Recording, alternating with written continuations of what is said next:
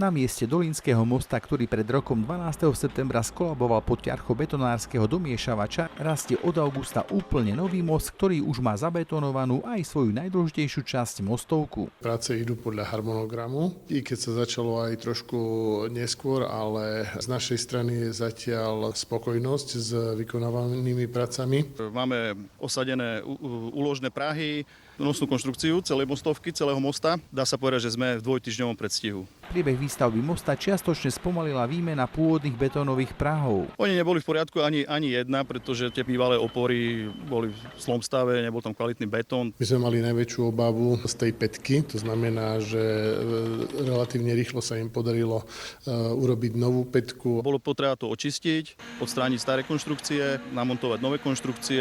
Pán projektant navrhol riešenie, podľa ktorého sme išli a je to zaistené. Na priebeh prác okrem odborných zamestnancov Mestského úradu dozerá aj stavebný dozor, ktorý si mesto objednalo. Stavebný dozor našich zamestnancov mesta priebežne informuje o tejto stavbe.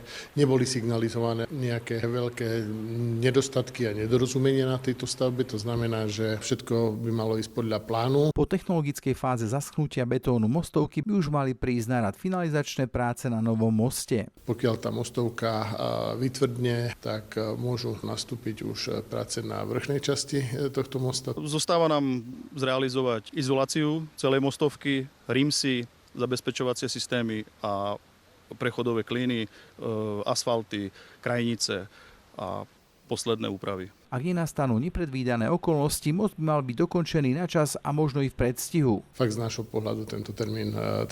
novembra 2024 by mal byť splnený. Naším cieľom je to do konca novembra dokončiť. Ako uviedol primátor Levoče, mesto ako správca verejného majetku si po dokončení stavby a vyčíslení všetkých nákladov bude právnou cestou uplatňovať škodu vzniknutú na tomto moste u spoločnosti, ktorá ju spôsobila.